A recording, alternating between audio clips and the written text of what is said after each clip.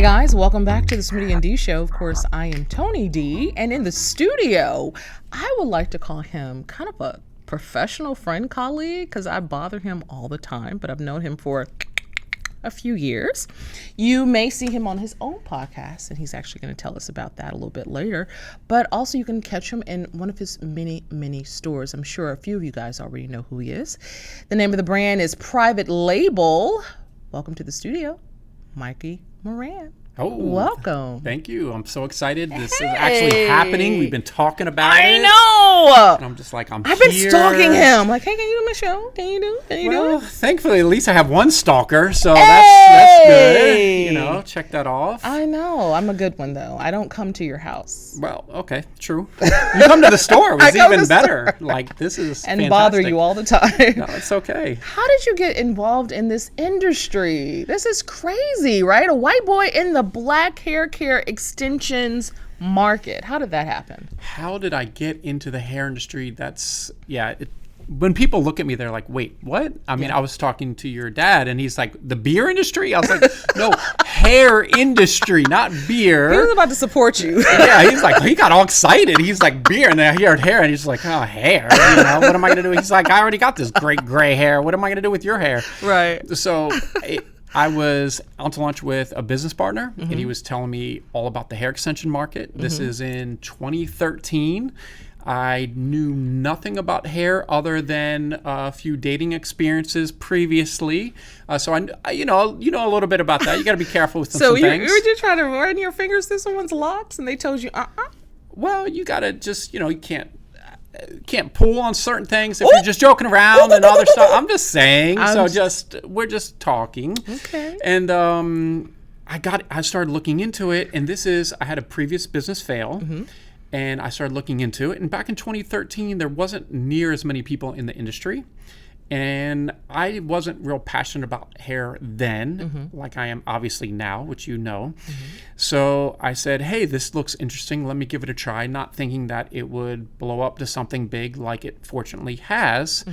And kind of a decade later, here I am, and it's been absolutely amazing. Wow. Talk to us about how many stores you got, because I personally know all of the work that he's done, but talk to us about the work you've done. It's been a little bit of work. So the work I've done with opening these stores, we have 6 locations, 4 in the Atlanta area, 1 in Charlotte, 1 in Detroit, Michigan, right on 8 Mile. So, Detroit now, it's like Eminem, Mikey, 8 Mile. What's going on? Let's go 8 Mile. So that sounds like Southfield. Well, so it's been good. But what has made us successful is a lot of our partnerships. So who we align ourselves with. Smart. That is. You've aligned yourself with Angela Yee, right? Right. So Detroit, Angela Yee from the Breakfast Club. Now she has Way Up with Yee, her own show. Shout out to Angela. Yeah. So we partnered in Detroit and Charlotte. Dallas Christopher, who I think is one of the most amazing top hairstylists in the U.S. Paul Mitchell, national educator.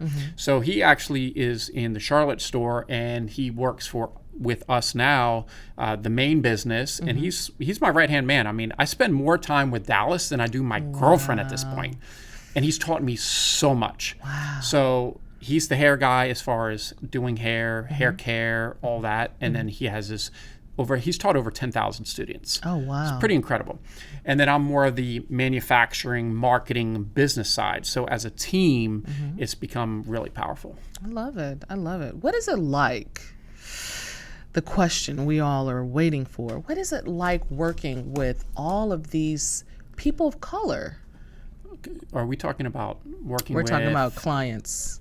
Your customer base. We have a Black African-American client base, and it has been absolutely phenomenal. Yay.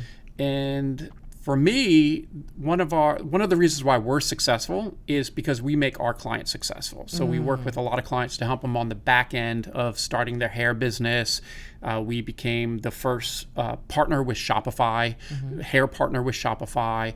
So we've made it really easy to get in the industry. Now, not everyone that's going to get in the industry is going to be successful, but we have taken a lot of people to 6 figures within their first year. And because they're successful, we've become successful. And I think they like me because of that. So it's been phenomenal.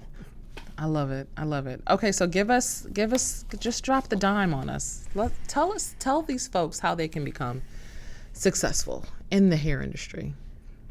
The most important thing to be successful in the hair industry is consistency. Hands down. It doesn't matter who your vendor is.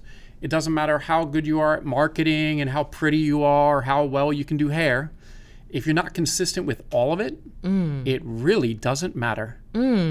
Explain it, consistency with all of it. So you have to have a plan, because a lot of times entrepreneurs, especially new entrepreneurs, they are hot out of the gate. They think it's a sprint. So we call it the honeymoon phase when you start the business. Everyone loves the honeymoon. Everyone loves it. They love it. But business money. is a marriage between you and your clients, you and your business partners, you and your manufacturing partners, banking partners, everybody else. So a lot of people, that first 30 days, they are on fire. They're texting me like crazy and everything else. And I'm like, oh, wow, this person, let's see what happens. And I said, okay, slow down. It is the longest marathon of your life that never ends. So being prepared for that with every aspect of the business, understanding you're going to make mistakes. I usually start a new project. I'm just waiting for the first mistake to happen. I said, okay, cool. Guys, we made the mistake. Let's keep moving. Right? So being consistent to keep pushing. And when things get a little bit boring, when things get tough, you keep going. And that's how you're going to be successful in the hair industry and probably most other industries. How did COVID affect you, though? Because, consistency is key, but it was very difficult during the COVID times. COVID for us in the hair industry was pretty phenomenal. So because I spent so much time building my manufacturing relationships and partnerships, spending a lot of time overseas, months over multiple trips, I was kind of probably 6 months ahead of everybody as far as the lace shortages and a lot of other issues that did arise. I can tell you that the night as China was shutting down, I basically called one of my manufacturing partners. He's like a brother to me. I said, brother, they're shutting everything down. They're probably not going to allow packages in from China. Do whatever it takes. Just get the team and tell everybody to pack and send me everything. I'll pay you later. He sent me that night nearly $1 million in hair. Wow. And that's important to me because we are the back end of many companies. It's very important that we are that aggressive and that crazy about this, because a lot of people rely on me to have product in stock. So my clients did very well. And then, of course, there was a lot of funny money put out there. So everyone was balling out of control.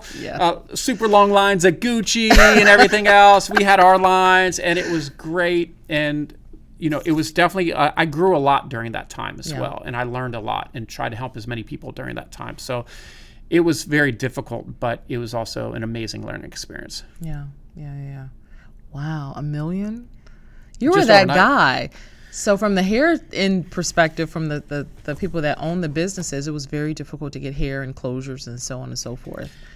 And then on top of that, the stuff we got was crap. Yes, and that's still going on today. And a lot of people don't know what's going on today because they haven't spent the time building those relationships. What is going on today? During COVID, the lace shortage was coming. And so I pretty much, without letting anyone know, a couple of my staff members knew, I probably had one of the biggest collection of lace products, definitely in Atlanta. I mean, we just loaded it up. Because it was so important, once again, for everyone that we work with to have access to products. Because a lot of times in life, in business, we are not successful or don't reach our potential because there's a limit of access. So it was very important to me to make sure everyone has access. Now today, there is a lot of junk in the market as far as lace products, a lot of cheap products, and this comes back to us again, where there's other companies that are going to sell something a lot less expensive, but I know that's a cheaper product, or I have a good idea of why. And with us, I always tell my partners, I said, guys, we're not going cheap. I know like in China or wherever, they love to try to save pennies, but that can cost you thousands of dollars. So I said, guys, we're not going to take those shortcuts. Let's focus on the greatest, the best products, and continue to bring those in so we don't have issues. Because once you have issues in the hair industry, you got big issues. There was a big company just on Shade Room and, about this, and people were texting me about it, right? And I said, well, they probably don't realize they were buying really cheap closures and frontals because a lot of it, the hair market's really slow right now, especially going in the summer, and they have to flood it. They're flooding the industry with just a lot of these products and dumping it. And people are just buying it up thinking they're getting quality when they're not. So you just have to be really careful. Speaking about products and quality, how can folks tell the difference? Now, you and I, we can tell the difference between good quality and what's not good quality. But how can a common consumer figure out what is good quality?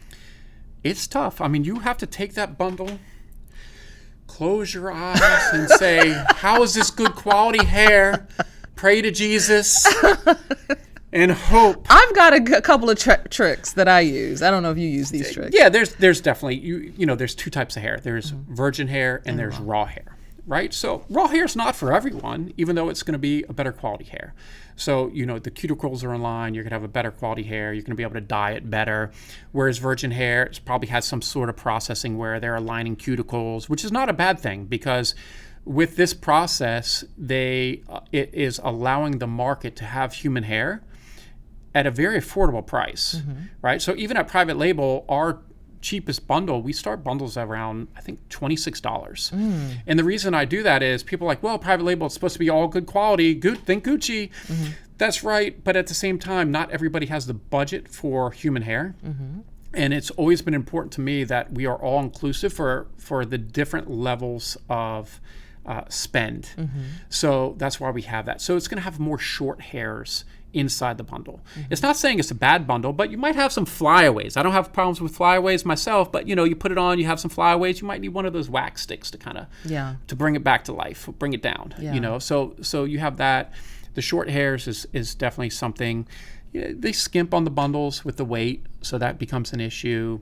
How well the hair can color, it's going to be virgin hair or raw hair. The origin, so where the hair is actually sourced from, is going to do a few different things. Like a lot of people think they're wearing Brazilian hair. I hate to break it to you, you've never worn Brazilian hair, like ever. And I've actually, because I'll joke with people when I talk to everybody when I'm out. I'm so happy to be able to talk to people. And when I see someone wearing hair, I was like, oh, where'd you get your hair? I can't, converse with them. I always give out gift cards. That's like one of the marketing things I do. I give out $25 gift cards all the time. If someone wears hair and you're nice, gift card. Great service, you might get 2 gift cards, and when they say, oh, it's this Brazilian, I was like, well, it's not really Brazilian. Explain that, though. It comes down to this. You have to call hair Brazilian hair, Malaysian hair. We come up with all these different origins. The reason being is this is something that they started in China many years ago. It's similar with 5A, 6A, 7A. They add an A every year. It's never ending, right? So if you don't name it Brazilian hair, the consumer, a lot of times, because they're not informed, they don't buy it. Now, when I speak with my clients directly, we obviously say, hey, this is not Brazilian hair, and we can talk about origins and everything, where things are sourced from. It's more just marketing. That's all it really comes down to. A lot of hair is marketing, believe me. The type of color of the bands around the bundles. Got that gold band. Oh, it's the gold band. It's not purple. Good. And I made a video about it, and I was like, guys, this means nothing. And see, a lot of people love me in the industry because I'm so truthful. A lot of people hate me in the industry because I'm so truthful. Right. Because a lot of people like to sell people this BS. And I'm just like, well, that's not really true. And they're like, well, what do you know? You don't wear hair. And you're this, guy that obviously doesn't look like he knows about hair. Well, I know a little bit about hair. I'm pretty crazy about every specific aspect of bundles, wigs, and everything else. Got it. You want to play some definition time? Because I feel like folks need to know about definitions. All right. Hit me with the double drawn. What does double drawn hair mean? So double drawn hair is going to be a bundle. It could be technically, I guess you could do a wig, but it's more categorized with bundles. So you have a bundle that has a higher ratio of longer strands of hair. So a shorter strand of hair in a bundle is going to be more cost effective but you're probably going to have a better hairstyle with longer strands of hair. So double drawn means that most strands are going to be full all the way down to the tip. Right? And one way you can feel whether or not hair is double drawn is you can hold the top of the bundle and you feel it here and you go down. If it's kind of thick in the middle, we do like thick in the middle, but not for the bundles, guys. Okay, so if it's thick in the middle, if it's more consistent all the way through, you have a bundle that has a better ratio of hairs. There's no true standard for double drawn and what that is. So someone might call it double drawn. It's just opinionated at that point, what it really is. I prefer double drawn hair, guys. I just do. It's just what I loved, mainly because I want the hair all the way down to the ends. For sure. Yeah. Talk to us about what single weft means. So some of these, you're going to have a mix of what the interpretation is. So a single weft, you're probably going to have I'm guessing what you're going to think because you like to have a small weft when doing sew-ins. So there's sometimes where they're going to do a double stitch weft where it starts getting thicker at the top. You're probably going to have something that doesn't, the potential of shedding is less of an issue. I would say a double stitch weft is going to be better with something like a quick weave because you're cutting up the wefts relative to a more traditional sew-in where if you have a thin single weft, it is going to lay very flat, and we know we like it flat on the hair. Got it. Talk to us about the difference between HD lace, transparent lace, and regular lace. Okay, so the HD lace traditionally is going to be a thinner lace, and it is going to be, it depends on the type of HD. There's many different types of HD lace out there. There used to only, a lot of people don't know this, there used to only be 2 real manufacturers of HD lace. Swiss. For a long time. So now they're making different versions of this. But it's going to be pretty much I wouldn't say transparent, invisible when installed properly, relative to a transparent lace, which is going to be a little bit more durable, same with a standard lace than an HD lace. But, HD lace is not for everyone. Like a standard lace, which a lot of people, we don't sell as much. If you're really dark skinned, a standard lace is great, right? Because you're going to have to do less manipulation with the install because you're trying to match the skin tone. Gotcha. Right? So it's more about the shades, but then also a standard and transparent lace is going to be a little bit more durable than the HD lace. Got it. So is it safe to say that Swiss lace or HD lace is mainly or was originally used for theater? Oh, definitely. I mean, they brought this to the consumer market and everyone's, those buzzwords start going on social media and everyone's talking about this lace, that lace, and then, it's flapping everywhere. It's a lot of work. Like I see it, and I'm just like, I don't know how you do this. HD lace is really for theater, for film, and it's not for something that is for long-term wear. You can get away with it for a little while, depending on, there's been a lot of, with the lace glues and everything else, the advancements with that, so you can wear it a longer term. I wouldn't. I'm not a hairstylist, and I wouldn't recommend it. Don't recommend it. This is more of a serious question. How is your company? Because I've gotten hair tested before, years before. How is your company making sure that you don't have things like pesticides, heavy metals, formaldehyde in the hair when folks are using it? And they sweat or they shampoo their hair and it, bleeds into their scalp. How are you guys making sure that they don't have any of these random chemicals on the hair? We do the absolute best we can, working with manufacturers, a lot of it how it's sourced. You have a lot of those issues once you have, it's called in the manufacturing and kind of if you've been in the industry for a while, it's called fallen hair. Yes. So can you explain? Yeah, so fallen hair, there's different ways that you are going to source the raw materials, right? And a lot of times the manufacturer is not actually the one sourcing the actual from the head, the hair. Right? So you have these groups of people that are going to source the hair where they're usually bunching up in a ponytail, cutting it off. So in India, that's for religious purposes. In other countries, like the countryside of Vietnam, where they just don't have an income, one thing they can do is they can sell their hair, right? So a lot of those, you're not going to have those issues. You have a lot more of those issues when you're dealing with a very low quality product, and it's the fallen hair because they're just shaving their hair and it's just kind of going all over the floor. It's all over the place. And if you've been to a developing country, the floors aren't too pretty. Okay, I'm just being honest. People aren't even wearing shoes when they're doing this stuff. I'm just saying, it's different. We all know you can get hair splinters. That's a real thing. It's different. So they're just putting all this stuff together and just doing everything they can to probably strip the cuticles off. It was very much more prevalent about 10 years ago because a lot more acid and other types of manipulation was done to the hair because of the cuticle. Because if you don't have the cuticles aligned, you're going to have, that's where all the tangling comes from generally.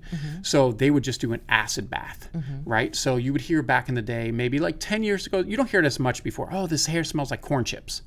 Right? And a lot of that smell is because of all the chemicals and other things they're using. So now they've actually advanced a lot to be able to not use that as much, but definitely there's companies that are doing it. It's just not something that I'm interested in. And generally for me, I'm not bringing on any new vendors unless I personally go and visit the manufacturing facility. Just that simple. Let's talk about that corn chip smell. Let's talk about hair in general. First off, corn chip smell. Can you just go into that just briefly? And then on top of that, what are those little lint balls that we love so much that you see on certain bundles of hair? It looks like a lint ball, but it also might look like an insect. What is that? Sure. So the corn chip hair, it just comes down to you have a human hair product and you're putting a chemical on it and it's going to have an adverse effect that creates this smell. A lot of the hair today, you can get some smell. You'll notice a greater smell in the summer when it's hot because a lot of the hair, the way it's packaged, either in plastic and other things, it'll kind of get that plasticky smell initially when you first take it out, but it is definitely very different than corn chip smell hair. That is something that, like I said, that was something definitely more of a decade ago. The last 5 years especially, they've made a lot of changes. So hopefully you're not getting this. Maybe beauty supply stores, it's going to be generally very cheap hair. If you're paying a lot for this hair, you're just getting ripped off. And when you're talking about the little fur balls or something you see in the hair, that is generally lice that is dead. Okay. And that, I know people kind of freak out. It's dead. You're not going to have any issues. It's not living. And that is because if you have been to a developing country, like my girlfriend's from the Philippines, right? And her growing up, she used to joke around, like when they were kids, they would just always be like at night, oh, let's just pull the lice out of her hair. Like it's very normal to have lice in your hair in India, many parts of Asia, many parts of where hair is actually sourced from. It's the manufacturer's responsibility to clean that out. Right? So just like your human hair, if you get lice, you know you can get rid of it. There's shampoos and other things. It's going to kill it. You're going to be okay. It's not the end of the world. And that's just a honest answer to what that is because it will happen. The good thing about it is you know you're getting real human hair because it comes with lice. It comes with lice. Yeah. But for the most part, especially in India, places like that, it's just very normal. So they do their best to get it out. It's just they're Sometimes very small. It just gets through. It just gets through. It's just part of the game. Talk to us about different countries where folks are sourcing hair. Like, what are the real countries that folks are sourcing hair? Right now, the main source is India. Okay, and it always has been. A lot of the hair is imported into different countries where they're manufacturing. The manufacturing of India, they're okay. They're definitely not up to the standards of China, to be honest with you. Some of the specialty hair I get is from, if you've seen me with some of that 60, 70, 80-inch hair. Yes, of course. Well, that's some of those bundles, those are from, there's certain regions of China where it's some mountainous regions where they never dye their hair. So I have 80-inch hair that takes 15 years to grow. It's never been colored, right? So you have some hair coming out of China. You have a lot of hair coming out of Burma. You have a decent amount coming out of Mongolia. You do have a little bit coming out of the Philippines, a decent amount coming out of Vietnam, which is one of my favorites, and Indonesia a little bit. So mostly Asian countries is where the hair And India is technically Asia, so it's pretty much all of Asia. Now, there is a little bit of hair coming out of European countries. Very rare, very expensive. Brazil, very rare, very expensive. It is possible, but it's not something you just get. It has to be something very specialty. You're going to deal with someone like me personally that you're going to get something like and that. And not on top, I mean, on top of that, if it's coming from like Russia, it's probably coming from some unknown sources like dead people or fallen hair. It very well could. Yeah. I've seen it all. I've definitely seen it all. Talk to us about, and this probably is my final question before I get to the random questions. What's some advice that you have for business owners or just people that want to go into business? Getting into business is going to be as much mentally challenging as it is you actually doing the physical work, right? And one thing I have to say is before getting into business is something I learned because I made all these mistakes in business over the last 15, 16 years that I've been doing this, is you really have to focus first on, if your personal life's a mess, your business life is also probably going to be a mess. So get your personal life together, make sure that you're on time, you can run a schedule, you have a calendar, to-do list, you're putting your shopping cart away.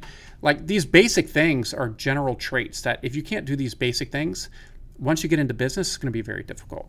So once you are in the business, talk to your family, right? Say, hey, I'm starting this business. It's going to take a lot of my time. If you're in a relationship, it can be very taxing on the relationship. Have that. It's a tough discussion. Say, hey, look, we're starting this business. It's going to take a lot of my time. There's going to be certain weekends I'm going to have to just grind it out, but it is for the better of our relationship. And that's something I went through, and it was very tough for a while.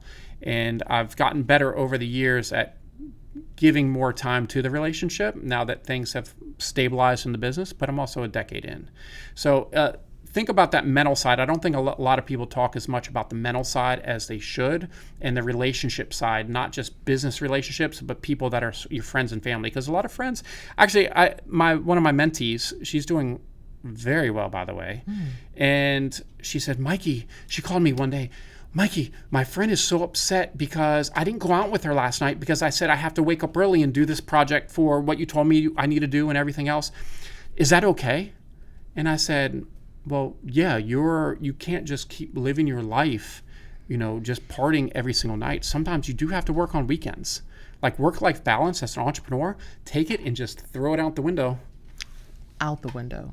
Mm-hmm. A lot of this, you have to... when I had my business going, you don't party. Everyone's on vacation. I was at work. Everyone's hanging out, going to drink. I was at work. People are leaving on the weekends. I was at work. So yeah, it's not for the faint of heart at all. At all. Are you ready? Let's do it. You ready? Random questions! All right. Mikey. You need a drink of water? You might. Let me get that tequila water. You might need a drink of water. Trying to get me drunk in here. I'm just saying, off of happiness. All right. How important is it for the folks that work for you to look good too? That's actually how important is it for the folks that work for me to look good too? It is important, but I am very open about whatever hairstyle and hair. If you want to wear braids and other things, you are very welcome to do it. I've never said you have to wear private label hair. You have to do this or that. We wear pretty much all black as far as the showroom and everything else. I can actually tell you a story real quick that really was really upsetting. Was we received a 1-star customer review, and it was someone had a problem. They did something. People get hair and they try to color it and do other stuff that they don't know what they're doing, and they mess it up. And they said, by the way, the person working the showroom has dreads. And she doesn't know anything about hair because she has dreads. She shouldn't be working there. And it really bothered me, to be honest with you, because this is someone that works for the company. I care a lot about our staff.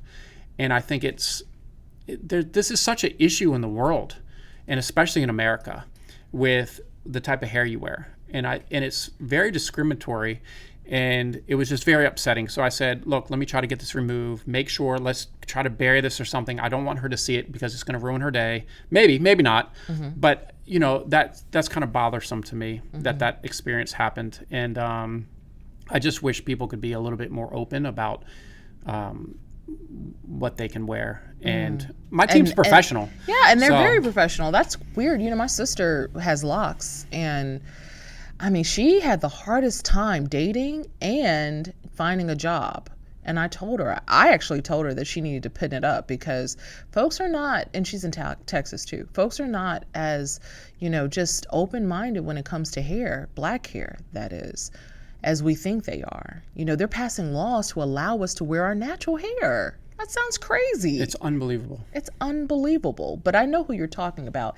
And I've heard people, while I was in there, say that. So that's just one person. There's several people who think that too. So that is crazy that that's coming from black people.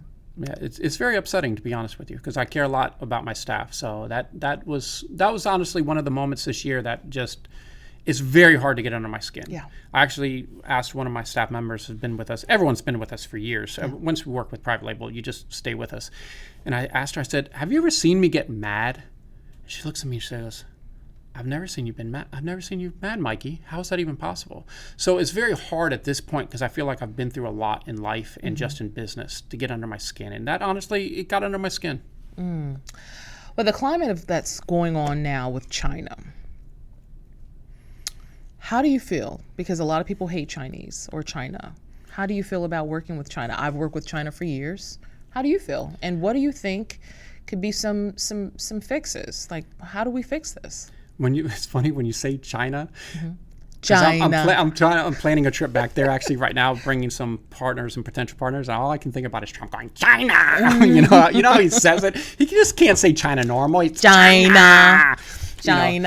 China, they're in a tough position. A lot of people in that country, I feel like they're in a tough position. They don't really have a say-so of what they can do. When I'm there, it's very interesting, because it's a very monotone.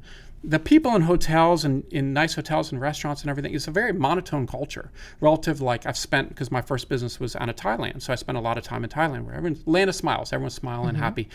China is very much more monotone, even in the service industry. But I have had a phenomenal experience working with many people over the last decade in China. So when I go there, I'm treated very, very well. We can't talk about, anything with like WeChat, the WeChat app, which is the Chinese app. You can't talk about anything government or anything. Yeah. We send like code words even today. Yeah. Like you're very careful about that stuff. So they're like under watch. Like people really don't understand. So they don't always agree with everything, but you literally can't do anything about it.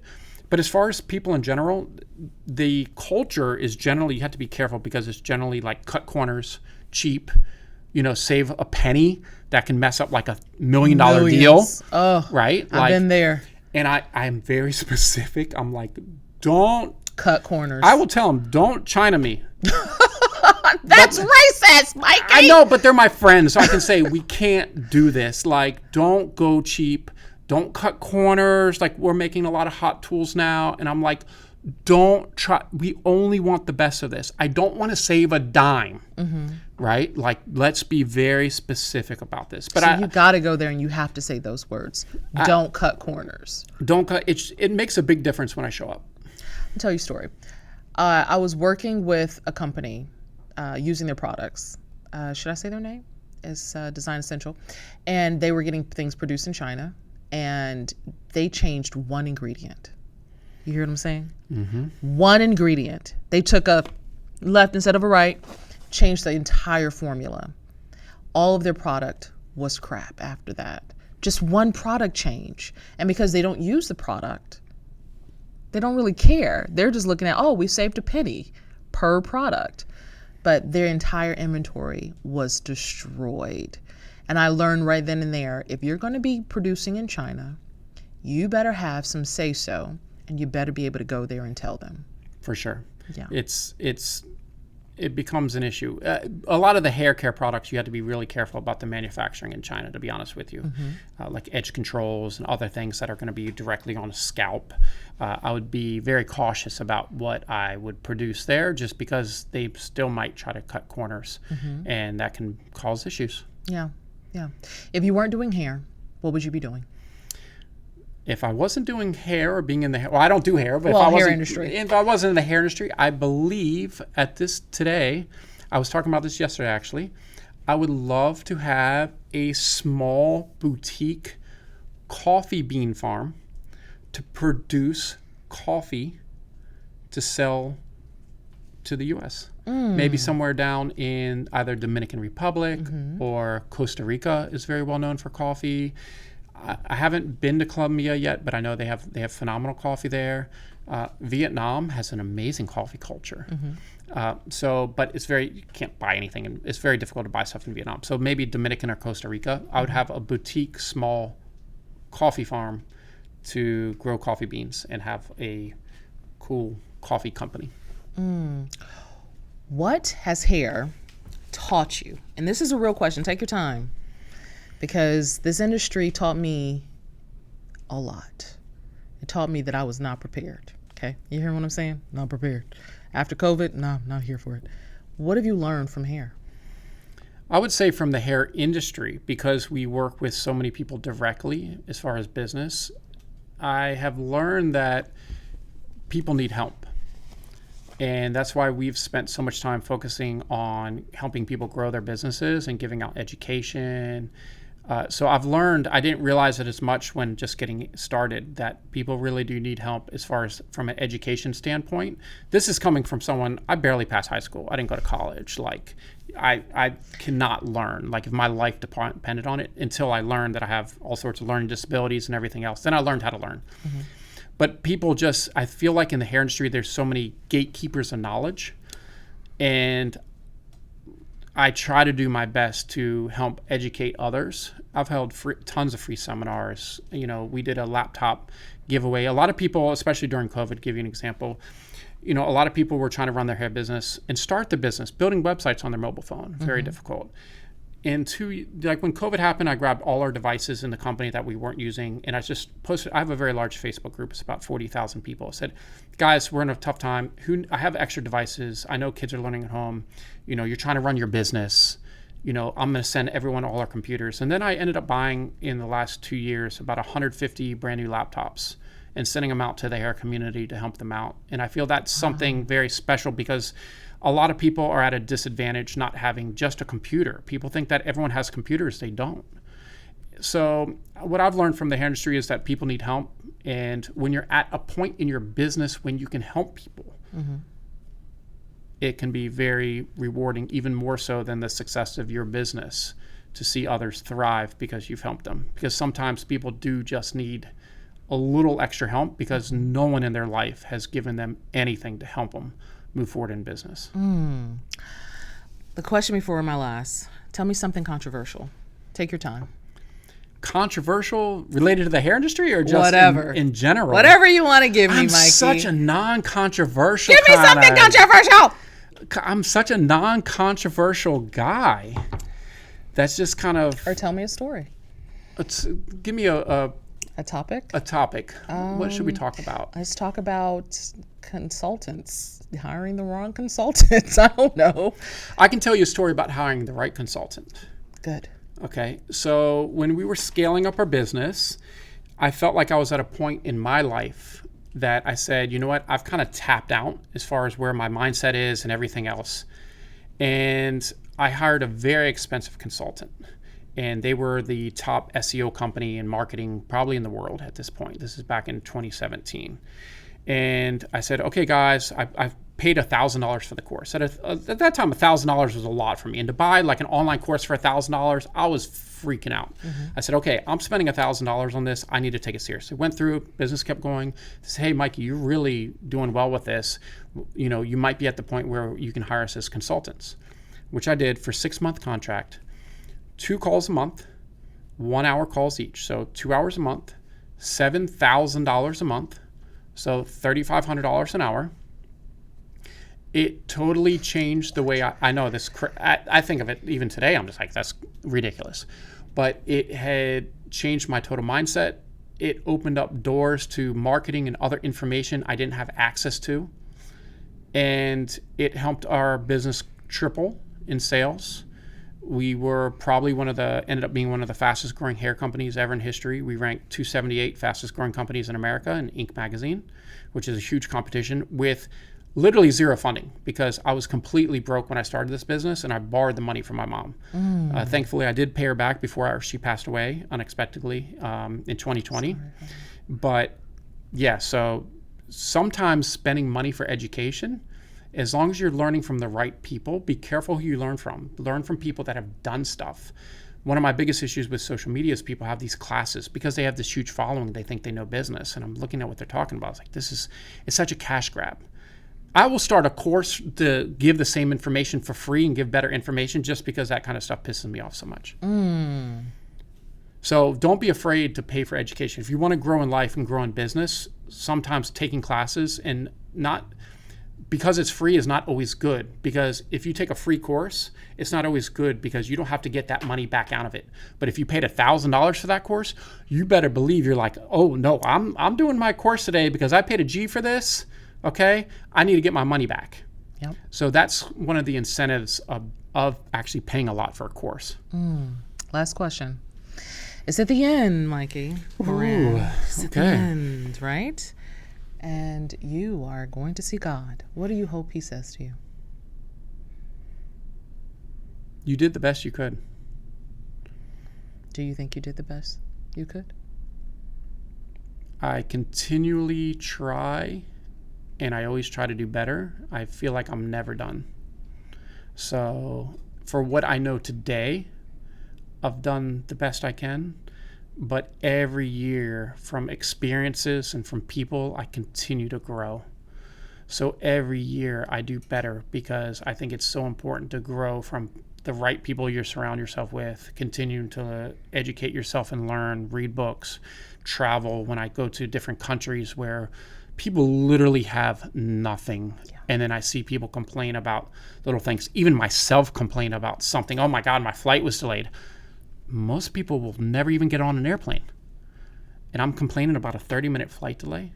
So it can be very humbling at times. I mean, I grew up, my family was very broke for pretty much my whole life. And, I really wanted to grow my business for my mom so she didn't have to worry. And it was one of those things that I finally got to that point and she unexpectedly passed away. So now my focus is even greater on the side of helping more people to grow in business and then just in life personally. So for me, I try to do the best I can while still growing my business. Because if I hinder the growth of my business by giving away too much of my time and resources, it's going to slow down the growth of my business. And if I slow down the growth of my business, I can't give more in the future. So that's really important to me. And hopefully somebody else thinks so too. I think your mom's proud. Tell them how they can find you. You can find me on the Instagram at Moran Mikey. You can find me on the new Thread by Facebook, Instagram, which you might not know about yet. I'm around the 470,000 mark. Just joined the platform. Is Twitter's alternative at Moran Mikey. And find me on Facebook, Mikey Moran. Just say hi. Send me a DM. If you have a question, need something, just say hi. It would be amazing to hear from you. Well, thank you, Mikey. I appreciate you coming in. And of course, you guys can find him at Private Label. He has locations here in Atlanta, Detroit, and Charlotte, North Carolina. I'm excited for you. You got more coming? Oh, yeah. It's never going to end. I know that's right. I love it. All right, guys, that will wrap it up for us. Again, thank you to our guest, Mikey Moran from Private Label. If you guys want to subscribe, like, share, and comment, please do so. Tell all your friends about it.